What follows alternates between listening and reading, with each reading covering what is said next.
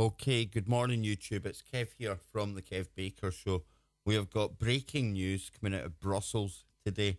Now, I woke up to get up for work, get the wee man up for school, and first off, we had two blasts reported from the Brussels airport. Now, this was the departure lounge, check-in desk, for American Airlines. Now, what you can see here is the obvious aftermath of these two explosions. It says that shots were fired and Arabic shouted before the explosions as a third blast hits a metro station in the city. Now, we've just had Salah Abdi Salam, Europe's most wanted man, arrested the other day. Now, my initial thoughts on this were this could well be the remaining members of his team, his cell. They had just recently identified one of the unknown attackers from Paris. And my immediate thoughts are, well, this could well be them and their final hurrah, one big last blast. Because they obviously don't trust their pal that is now in custody. And I know there's going to be people out there that are shouting this could well be some kind of fake false flag event. Listen, guys, I ain't there. And all I'm going to do is tell you what we've been told and give you a few of my thoughts. I'm one of these people that do believe that there are totally fake events that happen. But I also believe there's real events. And then on top of that, I think you get a mixture of the two. And I certainly am not going to jump to any conclusions here.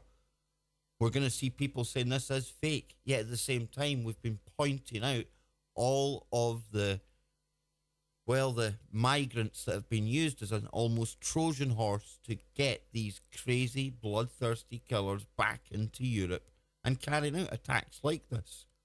Now, today's level of attack, when you have two bombs going off at the airport and then some time passes and then you hit the metro station, which just happens to be right by the EU buildings. If we see here, it says blast has been reported at Malbeek metro station in Brussels, which is just meters away from the Gare de Bruxelles Schumann railway station. The explosion comes less than an hour after a deadly airport bombing killed at least 17 people.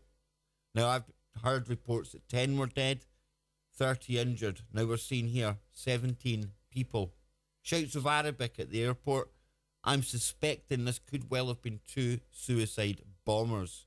The level of sophistication that we're told was involved in the making of the Paris attackers' suicide vests, that was said to shock the services, security services, who were obviously genuine. These people, not everyone are in on false flags or stand downs, but what they seen was a high level of sophistication and organisation. And when you see blasts like this taking place today, I'm suspecting this could well be the start of something major. Now, let's just see what has been reported here, and we'll take a quick look at this. I'll keep the volume down, so hopefully we'll not get any copyright strike, but just look at that there. This is the aftermath of the Brussels airport twin bombings. We heard that there was Arabic being shouted.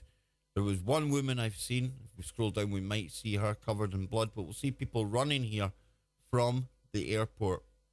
Now, obviously, footage is from Anna. So there, big thank you for that. Look at the front of the building, utterly blown out.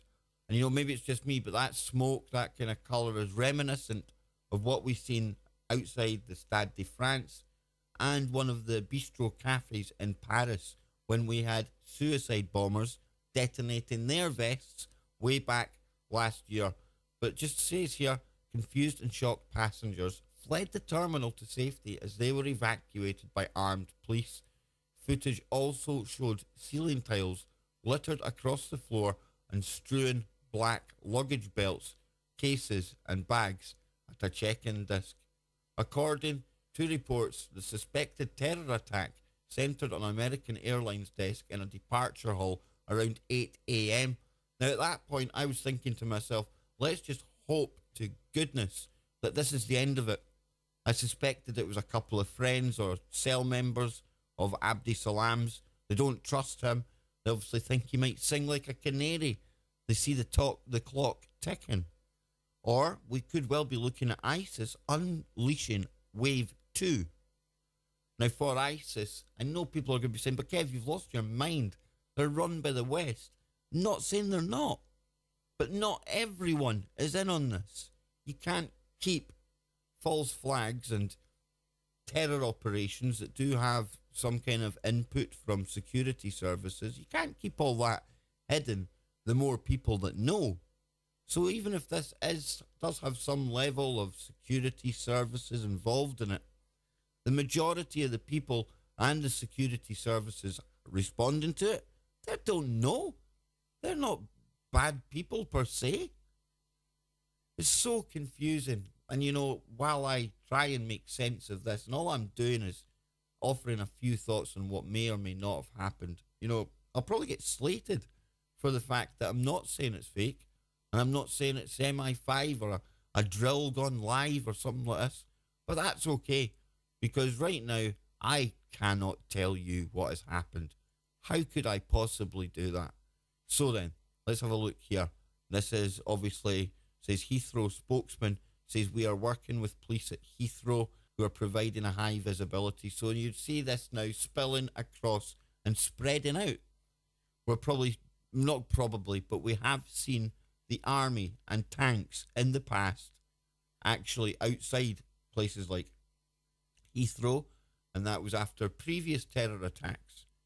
Now, we've got a map here. This is where the first blasts happened.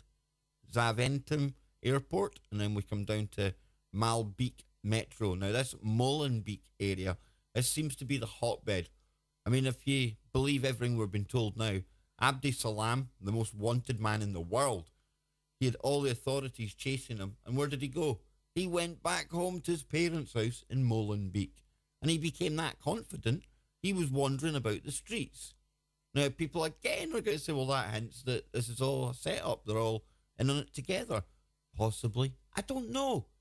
Who honestly knows? I'll let you guys out there tell me what you think is happening. But if we go here, it says Heathrow Airport.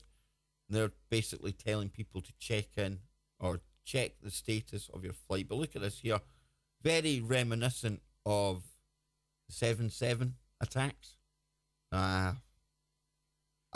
My thoughts go out to anyone that is there. And I know, again, people are going to say, but it's fake. Possibly. I don't know. But the human side of me has to say, if there is people genuinely killed and been attacked here, well, you have to feel for them. You really do. But listen, guys, you can let me know what you think. Personally, we could be looking at a day of it here. Who knows? And the fact that they've staggered these attacks, think about it. You attack the airport, everyone panics, people leaving. Some of them would have got trains back. Bang. Train station. Now, what comes next? Who only knows? And it's what comes in the days and weeks that follow that really are critical. Because, terrorism's all about bringing about political change. And if you're to believe everything, they hate our freedoms. They hate the fact that we can travel freely wherever we want to, within reason. And what's going to happen? They'll take more of our travelling rights. They'll restrict them. We'll have extra searches. And it's not people from Syria and people that have been fighting for ISIS that'll be subject to all of this. It'll be us, their enemy. People in the West. The ones who they were trying to change the political landscape of anyway. So who really wins here? Who really wins? Doesn't feel like you, me, or anyone over in Brussels right now. That's for sure. So guys, I'll be on the show tonight with Nano Girl. We're going to be talking about space and stuff like that, but undoubtedly we will be touching upon this massive breaking story. Like I showed you there, we have possibly up to 17 people dead, 30 injured after 2 blasts at Brussels airport, followed an hour later by a secondary blast, at least one at Malbeek metro station. We'll just have a quick look before we go, just in case anything else is developing. It says here, Belgian media say up to 10 people have died and 30 others are wounded. after explosions at Zaventem Airport in Brussels. This is Kev Baker, and I will be live tonight on the Kev Baker Show, truthfrequencyradio.com, for all the real news and views as it happens. Later, YouTube. Arrested the other day. And my initial thoughts on this were, this could well be the remaining members of his team, his cell. They had just recently identified one. Okay, good morning, YouTube. It's Kev here from the Kev Baker Show. We have got breaking news coming out of Brussels today. Now, I woke up to get up for work, get the wee man up desk, for American Airlines. Now, what you can see here is the obvious aftermath of these two explosions. It says that shots were fired and for school. And first off, we had 2 blasts reported from the Brussels airport. Now, this was the departure lounge check-in. Arabic shouted before the explosions as a third blast hits a metro station in the city. Now, we've just had Salah Abdi Salam, Europe's most wanted man.